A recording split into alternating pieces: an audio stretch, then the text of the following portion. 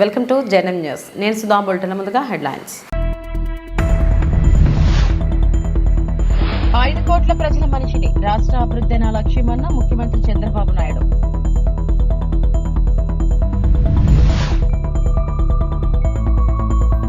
మీరు గుండాలో టీడీపీ నేతల విజయసాయిరెడ్డి సీరియస్.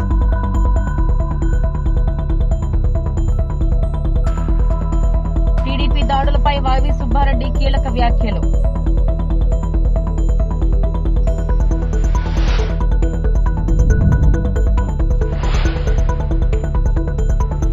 శ్రీవారి ముందు అందరూ సమానమేనని భావించే చంద్రబాబు తిరుమలకు ఎప్పుడు వచ్చినా సామాన్యుడల క్యూ లైన్ నుంచే తిరుమల శ్రీవారిని దర్శించుకుంటారు. ఈసారి కూడా ఆ ఆనందాన్ని కొనసాగించారు.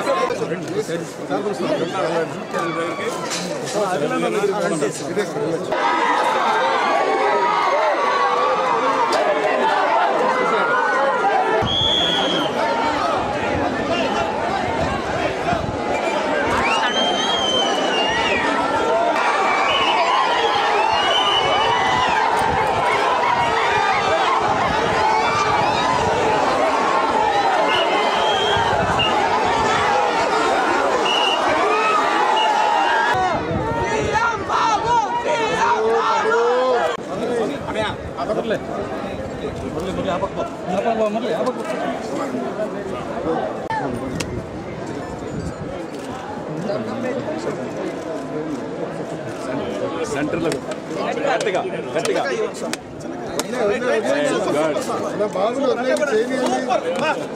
చాలా బాగా ఖచ్చితంగా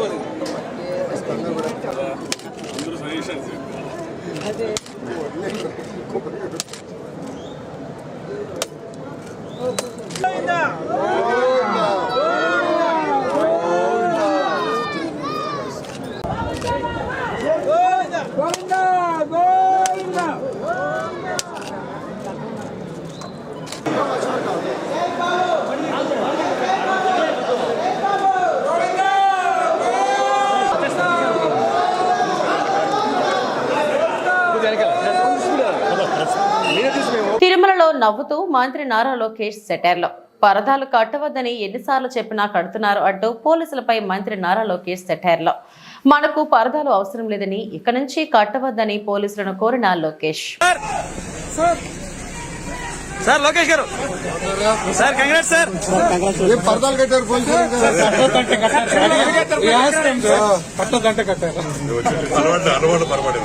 అలవాటు చచ్చిపోతున్న డిపార్ట్మెంట్ పరదాలు కట్టారు. మీరందరూ తడిచిపోయారు.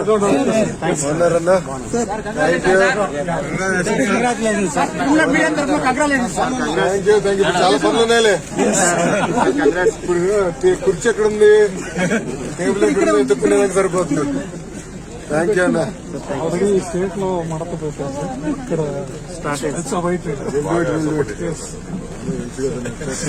థ్యాంక్ యూ అన్న కార్యకర్త.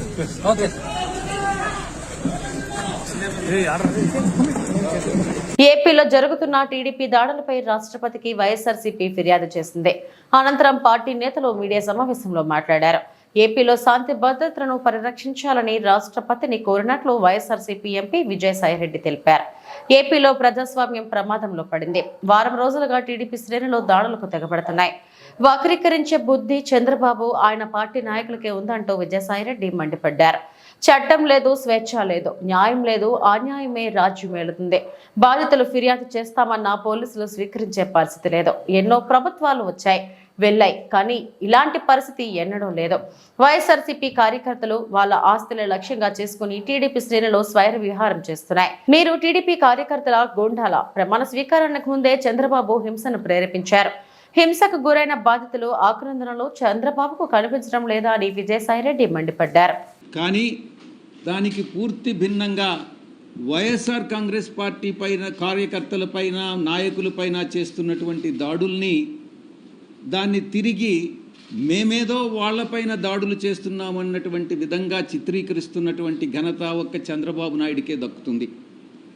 ఈ రకంగా వక్రీకరించేటటువంటి బుద్ధి ఒక్క చంద్రబాబు నాయుడికి, ఆయన పార్టీ నాయకులకి మాత్రమే ఉందన్నటువంటి విషయం అందరూ కూడా గమనిస్తూ ఉన్నారు. ఈరోజు చంద్రబాబు నాయుడు గారి పరిపాలన ఒక ఆటవిక పరిపాలన అన్నటువంటి విషయంగా మనం అభివర్ణించవచ్చు.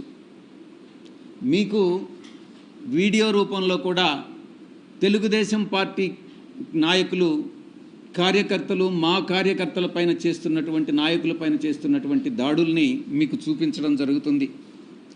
చట్టం లేదు, స్వేచ్ఛ లేదు, న్యాయం లేదు, అన్యాయమే రాజ్యమేలుతుంది.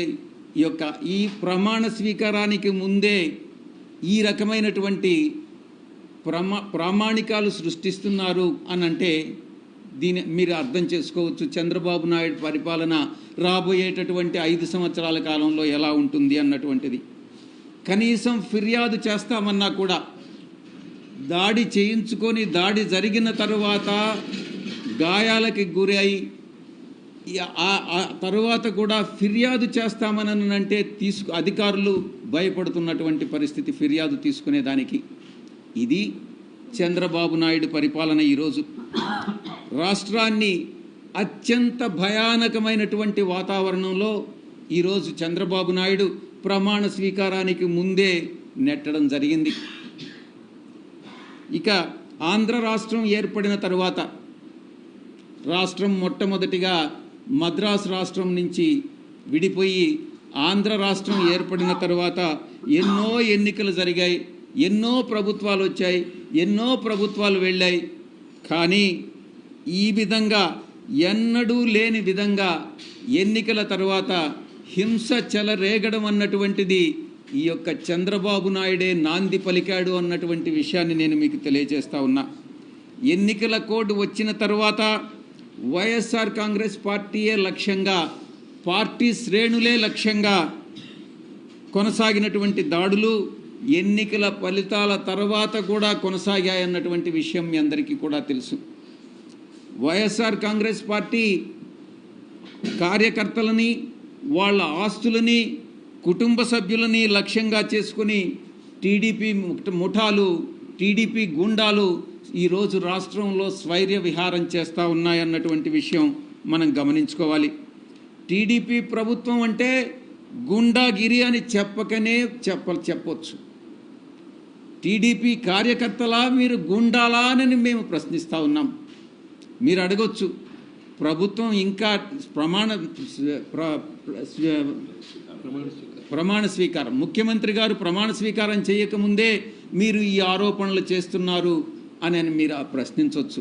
నేను ఒకటే సమాధానం చెప్తా ఉన్నా, ఉద్దేశపూర్వకంగా చంద్రబాబు నాయుడు ప్రమాణ స్వీకారానికి ముందే ఈ యొక్క హింసను ప్రేరేపించాడు అనేటటువంటి విషయంలో ఎటువంటి సందేహం లేదు.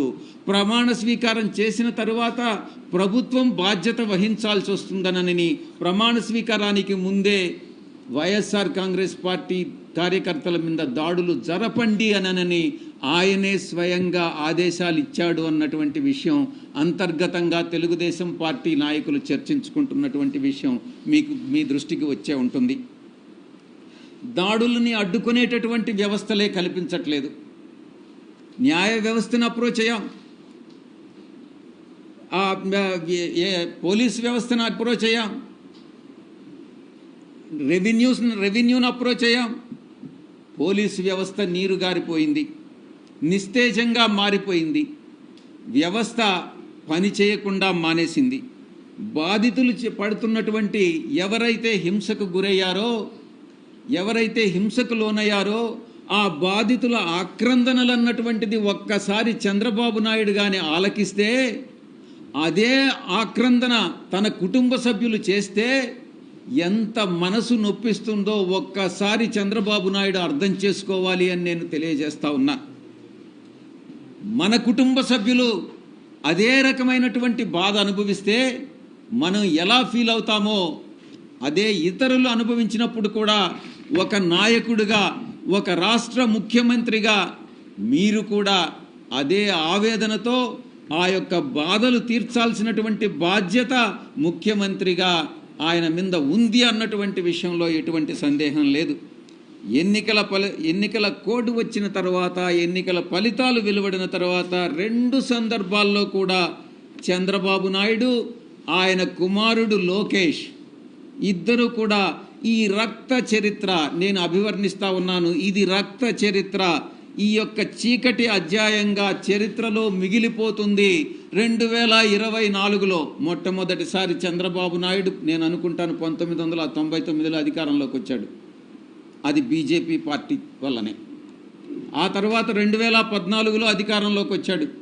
అది బీజేపీ సహకారం వల్లనే. ఇప్పుడు 2024లో మళ్ళీ అధికారంలోకి వచ్చాడు. అది కూడా బీజేపీ సహకారం వల్లనే. నేను చెప్తా ఉన్నాను, ఈ హింస ఇలాగే కొనసాగితే రాష్ట్రంలో బీజేపీ కూడా, రాష్ట్ర ప్రభుత్వంలో బీజేపీ భాగస్వామి కూడా ఉంది కాబట్టి బీజేపీకి కూడా ఈ బాధ్యత వహించాల్సి ఉంటుంది అన్నటువంటి విషయాన్ని నేను స్పష్టంగా చెప్తా ఉన్నాను. ఈ చంద్రబాబు నాయుడు ప్రారంభించినటువంటి ఇది ఒక సాంప్రదాయం, మంచి సాంప్రదాయమా, ఇది మంచి ప్రెసిడెంటా కాదా అన్నటువంటిది చంద్రబాబు నాయుడు విజ్ఞతకే వదిలేస్తా ఉన్నాం. పెద్ద ఎత్తున సంబరాలు జరుపుకున్న నగరి పట్టణ తెలుగు తమ్ముళ్ళు. చిత్తూరు జిల్లా నగరి మున్సిపాలిటీ తెలుగుదేశం పార్టీ నాయకులు, తెలుగుదేశం పార్టీ జాతీయ అధ్యక్షులు మాన్యశ్రీ నారా చంద్రబాబు నాయుడు 4వ పర్యాయంగా ముఖ్యమంత్రిగా ప్రమాణ స్వీకారం చేయ సందర్భంగా నగరి శాసనసభ్యులుగా శ్రీ గాలి ప్రకాష్ ని జిల్లాలోనే అత్యధిక మెజారిటీతో గెలిపించిన నగరి ప్రజలు కృతజ్ఞతాపూర్వకంగా నేత్ర ప్రదాతగా ప్రసిద్ధిగాంచిన గ్రామ దేవత నగరి శ్రీ దేశమ్మ తల్లి ఆలయంలో ప్రత్యేక పూజలు, అభిషేకాలు పట్టణ తెలుగుదేశం పార్టీ ఆధ్వర్యంలో నిర్వహించారు. తదుపరి ఆలయంనకు విచ్చేసినటువంటి భక్తులందరికీ స్వీట్లు పంచారు. నగరి టవర్ క్లాక్ నందు ఎన్టీఆర్ విగ్రహంనకు గజమాల వేసి పెద్ద ఎత్తున బాణసంచా కాల్చారు. అక్కడ విచ్చేసినటువంటి ప్రతి ఒక్కరికి సుమారు 10 కేజీల లడ్డు మరియు అల్పాహారము పంచి సంబరాలు జరుపుకున్నారు. తదుపరి నగరి మున్సిపల్ కార్యాలయం మీదట బాణసంచా కాల్చి కార్యాలయం సిబ్బంది అందరికీ స్వీట్లు పంచి జరుపుకున్నారు.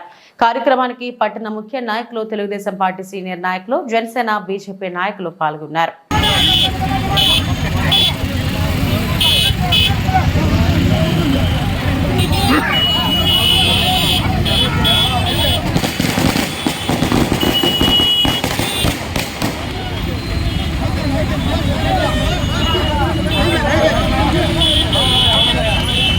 చంద్రబాబు రాక్షస పాలన చేస్తున్నారు. ప్లాన్ ప్రకారమే ప్రమాణ స్వీకారానికి ముందే వైఎస్ఆర్సీపీ నాయకులు ఆస్తులపై దాడులు చేస్తున్నారు. పోలీసులు ప్రేక్షక పాత్ర పోషిస్తున్నారు. దాడుల వల్ల ఆత్మహత్యలు చేసుకుంటున్నారు. ప్రధానికి, హోంమంత్రికి లిఖితపూర్వకంగా ఫిర్యాదు చేశాం. స్పందన లేకపోతే న్యాయ పోరాటం చేస్తాం. ఈ దాడులకు బీజేపీ కూడా బాధ్యత వహించాలని వైవి సుబ్బారెడ్డి, వైఎస్ఆర్సీపీ ఎంపీ పేర్కొన్నారు. 2014 నుంచి 19 వరకు అధికారంలో ఉన్నప్పుడు ఇదే విధంగా పాలన సాగించారు చంద్రబాబు నాయుడు గారు ఆధ్వర్యంలో. అప్పుడు ఎన్డీఏ 3 పార్టీలు ఆ రోజు పాలన కొనసాగించారు. ఇప్పుడు మళ్ళా అధికారంలోకి వచ్చిన వారం రోజులకే, అంటే ప్రమాణ స్వీకారానికి ముందే ఒక ప్లాన్తో రాష్ట్ర వ్యాప్తంగా వైఎస్ఆర్ కాంగ్రెస్ పార్టీ కార్యకర్తలపై, నాయకులపై, వైఎస్ఆర్ కాంగ్రెస్ పార్టీ నాయకుల ఆస్తులపై దాడులు చేయటం దారుణంగా పరిస్థితులు ఉన్నాయి. మరి కొన్ని జిల్లాల్లో అయితే పోలీసుల సమక్షంలోనే కార్యకర్తలు, నాయకులపై దాడులు చేస్తుంటే కూడా పోలీసులు కేవలం సోద్యం చూస్తున్నట్టున్న పరిస్థితులు కూడా కొన్ని ఉన్నాయి. అవి కూడా మీకు క్లిప్పింగ్స్ అన్నీ కూడా మీకు ఇస్తాం. అన్ని జిల్లాల్లో ఎక్కడెక్కడైతే వాళ్ళు గూండాయిజం చలాయిస్తున్నారో ఆ జిల్లాలన్నిట్లో, మరీ ముఖ్యంగా గుంటూరు జిల్లాలో నరసరావుపేట జిల్లాలో, గుంటూరు జిల్లాలో, పశ్చిమ గోదావరి జిల్లా ఏలూరులో వాళ్ళ దాడులు తట్టుకోలేక సుమారుగా దాదాపు 2-3 వైఎస్ఆర్ పార్టీ కాంగ్రెస్ కార్యకర్తలు చనిపోవడం జరిగింది. దాడులు తట్టుకోలేక సూసైడ్ చేసుకోవడం కానివ్వండి, వాళ్ళ దాడుల వల్ల కానివ్వండి. ఏది పోలింగ్ అయిపోయిన రోజు నుంచి ఈ 7 రోజుల్లోనే ఎక్కడా కూడా పోలీస్ స్టేషన్లో పోతే కేసులు బుక్ చేసే పరిస్థితి కూడా లేదు రాష్ట్రంలో. అంటే ఒక కుట్రపూరితంగా రాష్ట్ర ప్రభుత్వం ప్రమాణ స్వీకారం చేసే లోపే ఈ చర్య జరిగితే ప్రభుత్వం బాధ్యత వహించదు. ప్రభుత్వం అంటే కొత్తగా అధికారంలోకి వచ్చినాయంటే ప్రభుత్వం బాధ్యత వహించకుండా ఉండాలని కార్యకర్తలను రెచ్చగొట్టి తెలుగుదేశం గుండాలతో ఈ విధంగా రాష్ట్ర వ్యాప్తంగా రాక్షస పాలన తలపించే విధంగా పరిస్థితులు ఉన్నాయి. దీనిపై వైఎస్ఆర్ కాంగ్రెస్ పార్టీ తరఫున కేంద్ర ప్రభుత్వం దృష్టి తీసుకురావడం కోసం గత 3-4 రోజుల నుంచి ప్రత్యక్షంగా కలిసి చెప్పే ప్రయత్నం కూడా చేస్తున్నాం. వాళ్ళు వేరే ప్రమాణ స్వీకారోత్సవాలు వీటన్నిటి వల్ల బిజీగా ఉండటం వల్ల అపాయింట్మెంట్ కూడా దొరికే పరిస్థితి లేదు. కాబట్టి ప్రెసిడెంట్ ఆఫ్ ఇండియాకి, ప్రైమ్ మినిస్టర్కి, హోమ్ మినిస్టర్కి, నేషనల్ హ్యూమన్ రైట్స్ కమిషన్కి కూడా ఈరోజు అన్ని లిఖితపూర్వకంగా ఫిర్యాదులు అందించడం జరిగింది. దీనిపై వీళ్ళ దగ్గర స్పందన రాకపోతే తప్పకుండా న్యాయ పోరాటం చేసి దానికి కూడా అన్ని చర్యలు తీసుకునే కార్యక్రమం కూడా చేసి వైఎస్ఆర్ కాంగ్రెస్ పార్టీ కార్యకర్తల్ని కాపాడుకోవటానికి మా పార్టీ అధ్యక్షుడు జగన్మోహన్ రెడ్డి గారి నాయకత్వంలో తప్పకుండా మా పార్టీ కట్టుబడి ఉంటుంది. వాళ్ళకు అండగా ఉండేదాన్ని కార్యక్రమం కూడా చేస్తాము. రాబోయే రోజుల్లో ఎక్కడెక్కడైతే వైఎస్ఆర్ కాంగ్రెస్ పార్టీ నాయకులు కార్యకర్తలపై దాడులు జరిగినాయో వాళ్ళందరినీ కూడా మా నాయకత్వం తరఫున పరామర్శించి వాళ్ళకి అండగా ఉండేదానికి భరోసా ఇచ్చే కార్యక్రమం కూడా చేస్తామని ఈ సందర్భంగా తెలియజేసుకుంటూ, ఇప్పుడు రాష్ట్రంలో మళ్ళీ కొత్తగా ఏర్పడుతున్న ఎన్డీఏ ప్రభుత్వంలో బీజేపీ కూడా భాగస్వామ్యంగా ఉంది కాబట్టి ఇప్పుడు జరిగిన దాడులన్నిటికి కూడా వాళ్ళు కూడా బాధ్యత వహించే పరిస్థితి ఉంటుంది. కాబట్టి కేంద్ర ప్రభుత్వం తక్షణమే స్పందించి రాష్ట్రంలో శాంతి భద్రత నెలకొల్పేదానికి, లా అండ్ ఆర్డర్ కంట్రోల్లో ఉండే విధంగా చర్యలు తీసుకోవాలని చెప్పి ఈ సందర్భంగా విజ్ఞప్తి చేస్తున్నాం. అన్నీ ఉన్నాయమ్మా. పార్లమెంట్ సెషన్లో ఎంపీలందరికీ రేపులో జరుగుతుంది, ప్రభుత్వం ఏర్పడకముందు జరిగిన పరిస్థితి ఏ రకంగా ఉన్నది బుక్లెట్లు అంటే ఇప్పటి వరకు జరిగిన సంఘటనలపై ఆల్రెడీ మేము కంప్లైంట్ రూపాన అందరికీ పంపిస్తున్నాం. మీకు కూడా మీడియా సోదరులకు కూడా ఇచ్చే కార్యక్రమం జరుగుతుంది. అవి కూడా అందిస్తాం. మళ్ళా రేపు పార్లమెంట్ సెక్షన్ ప్రారంభం అయినాక తప్పకుండా 2 సభల్లో కూడా, ఉభయ సభల్లో కూడా వైఎస్ఆర్ కాంగ్రెస్ పార్టీ కార్యకర్తలపై, నాయకులపై జరుగుతున్న దాడులకి పోలీసులు ఎక్కడా కూడా చర్యలు తీసుకొని ఉన్న పరిస్థితులను కూడా కేంద్ర ప్రభుత్వం దృష్టికి తీసుకొచ్చే కార్యక్రమం తప్పకుండా చేస్తాం.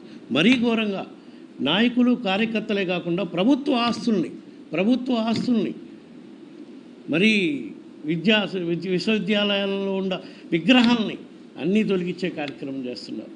ఆస్తులను ధ్వంసం చేసే అధికారం వీళ్ళకి ఎవరిచ్చారు? ప్రభుత్వ ఆస్తులు, ప్రభుత్వ సచివాలయాలని, విశ్వవిద్యాలయాలని విధ్వంసం చేసే కార్యక్రమం కూడా చేస్తున్నారు. అయినా సరే ప్రభుత్వ ఆస్తులను ధ్వంసం చేస్తున్నా సరే పోలీసు వాళ్ళు సోద్యమే చేస్తున్నారు. కానీ ఎక్కడ కేసులు బుక్ చేసిన దాఖలాలు కూడా లేవని చెప్పి ఈ సందర్భంగా తెలియజేసుకుంటాం. ఈ సందర్భంగా మళ్ళీ కూడా మేము కేంద్ర ప్రభుత్వానికి విజ్ఞప్తి చేస్తున్నాం.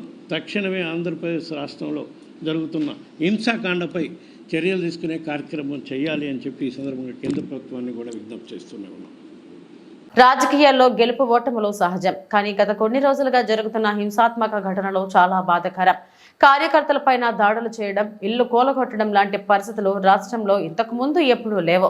ఇలాంటి ఘటనలు జరగకుండా చర్యలు తీసుకోవాలని ప్రధానమంత్రికి, రాష్ట్రపతికి, హ్యూమన్ రైట్స్ కమిషన్ దృష్టికి తీసుకురావడం జరిగింది అని పెద్దిరెడ్డి మిథున్ రెడ్డి రాజంపేట ఎంపీ పేర్కొన్నారు. అదేవిధంగా ఇల్లులు కూల్చేయడము, జేసీబీలు పెట్టి వాళ్ళ వ్యాపారాల్లో దెబ్బతీయడము, అదేవిధంగా చాలా మంది పైన ఈరోజు దాడులు జరిగిన పరిస్థితి అందరూ కూడా చూస్తూ ఉన్నాము. ఇవన్నీ కూడా ఒక మంచి ప్రెసిడెంట్ కాదు, అధికారం ఇప్పుడు కూడా శాశ్వతం కాదు. ఎన్నో పార్టీలు ఎంతోమంది అధికారంలోకి పోయారు. కానీ ఈ విధంగా కార్యకర్తల పైన దాడులు చేయడము, ఇల్లులు కొట్టడం, ఇవన్నీ కూడా కొత్త పద్ధతి. ఎప్పుడు కూడా ఈ విధంగా రాష్ట్రంలో జరగలేదని చెప్పి కూడా మేము తెలియజేస్తా ఉన్నాము.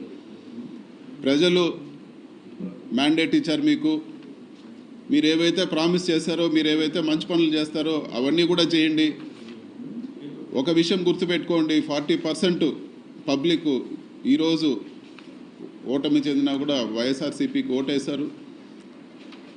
కేవలం ఆ 60% ఏదైతే మీకు 57 56 ఏదో వచ్చిందో వాళ్ళకే ప్రభుత్వం కాదు, మొత్తం ఆంధ్ర రాష్ట్ర ప్రజలందరికీ కూడా ప్రభుత్వం బాధ్యత తీసుకోవాలని చెప్పి కూడా నేను కోరుతా ఉన్నాను.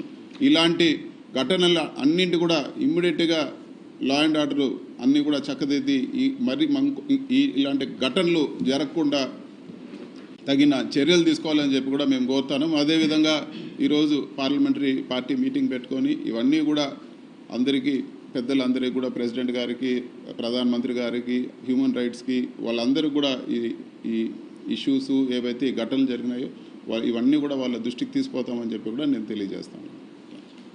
ఆంధ్రప్రదేశ్ ముఖ్యమంత్రి చంద్రబాబు నాయుడు కుటుంబ సమేతంగా తిరుమల శ్రీవారిని దర్శించుకున్నారు. శ్రీ వెంకటేశ్వర దర్శనం అనంతరం మీడియాతో మాట్లాడిన ఆయన శ్రీవారి ఆశీస్సుల కారణంగానే తమ కూటమి విజయం సాధించిందన్నారు.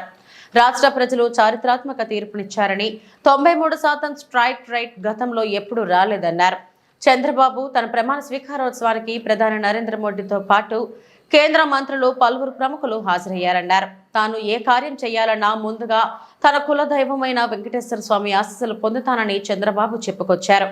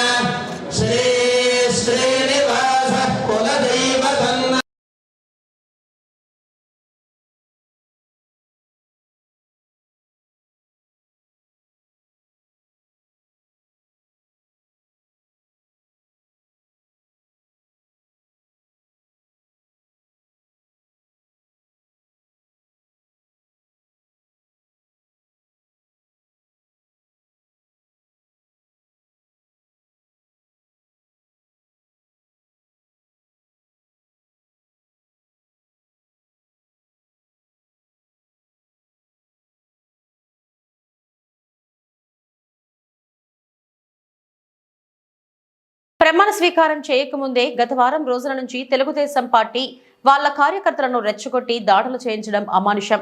టీడీపీ నుండి కొంతమందిని వైఎస్ఆర్సీపీలోకి తీసుకొచ్చాడనే కోపంతో సాయి అనే వ్యక్తి తల పగలగొట్టడం పాశవికం.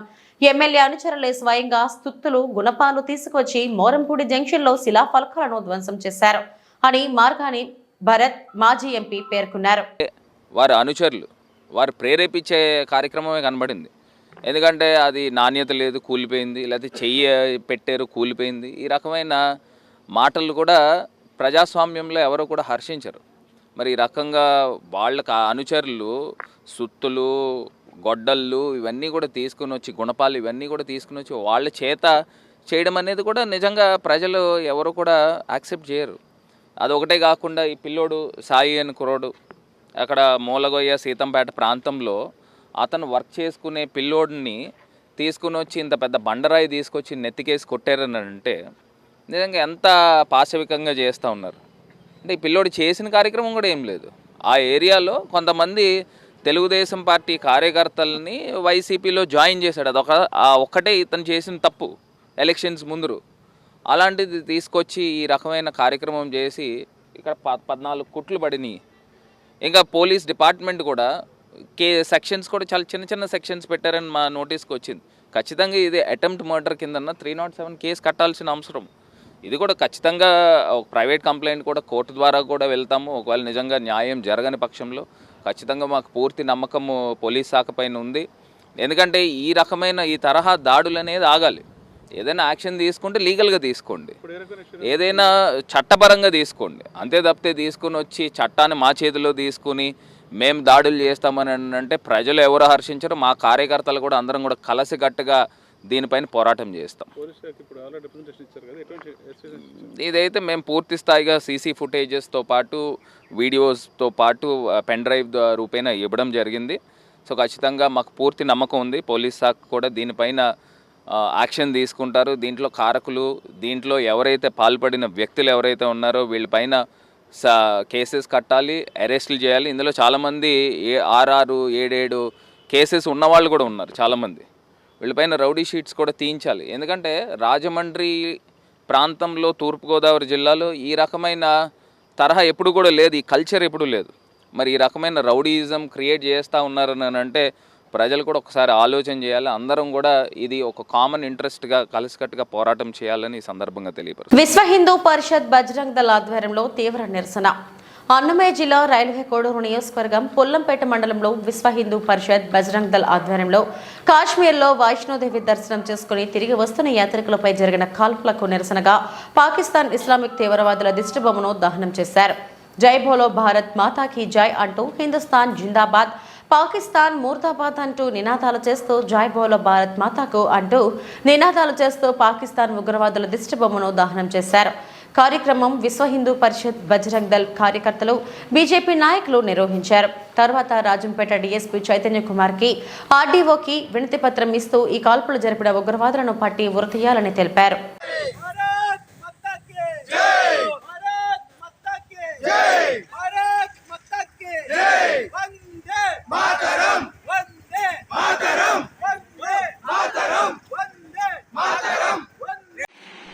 भारत माता की जय, भारत माता की जय, भारत माता की जय.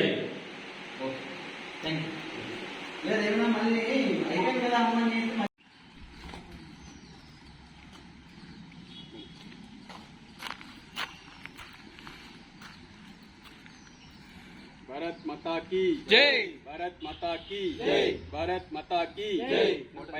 పైన వస్తుందా? ఇవి ఇప్పటి వరకు ఉన్న బులెటిన్ విశేషాలు. మరిన్ని వార్తా విశేషాల కోసం చూస్తూనే ఉండండి. నమస్తే.